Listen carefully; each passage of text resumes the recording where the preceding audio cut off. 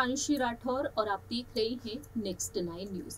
महाराष्ट्र में सियासी संकट जहां एक ओर बढ़ता हुआ दिखाई दे रहा है, वहीं दूसरी ही तरफ इस सियासी संकट के बीच महाविकास आघाड़ी गठबंधन कई अहम फैसले लेते हुए नजर आ रहा है।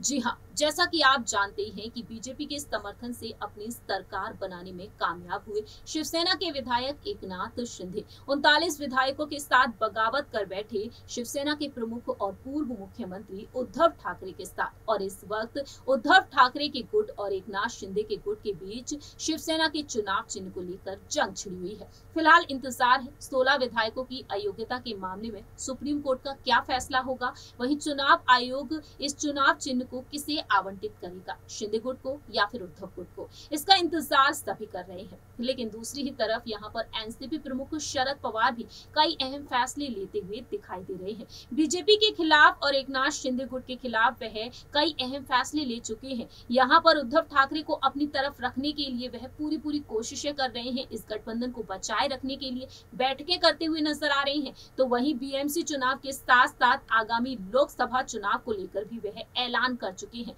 जी हाँ, आपको बता दें कि शरद पवार पहले ही ऐलान कर चुके हैं कि साल 2024 में अगर बीजेपी को हराना है, पीएम नरेंद्र मोदी को हराना है, तो पूरा ही विपक्ष एकजुट होकर इन चुनाव को लड़ेगा। लेकिन दूसरी ही तरफ यहाँ पर शरद पवार अब तमाम फैसले लेते हुए नजर आ रहे हैं। दरअसल आपको बता दें कि हाल ही में शरद पवार ने एक बैठक की और इस बैठक में उन्होंने अहम फैसले लिए हैं। हाल ही में जो रिपोर्ट सामने आई, उस रिपोर्ट पर अगर गौर किया जाए, एनसीपी का 2 दिवसीय यहाँ पर शिविर देखने को मिला, जब वह शिरडी में आयोजित एक कार्यक्रम का हिस्सा बने। जानकारी के लिए आपको बता दें कि एनसीपी का 2 दिवसीय शिविर 4 और 5 नवंबर को अहमदनगर के शिरडी में आयोजित किया जाएगा। वहीं एनसीपी अध्यक्ष शरद पवार की मौजूदगी में एक अहम बैठक भी हुई और फैसला लिया गया। दरअसल आपको बता दें कि उनके निजी आवास सिल्वर ओक में पार्टी के नेताओं के साथ एक बैठक हुई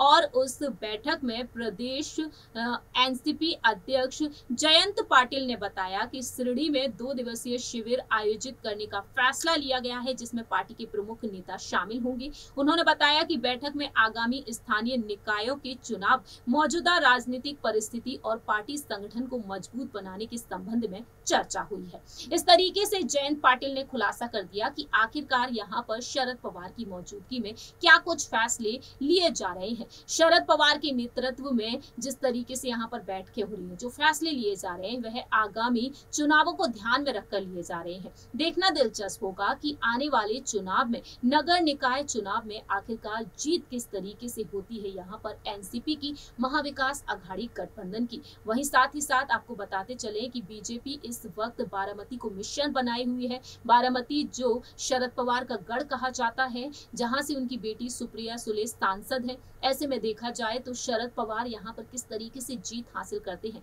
बारामती को बचाने के लिए वह क्या कुछ करते हुए नजर आते हैं, ये भी वक्त के साथ साथ पता चलेगा। इस रिपोर्ट में इतना ही। बाकी की तमाम अपडेट्स के लिए देखते रहिए नेक्स्ट 9 न्यूज।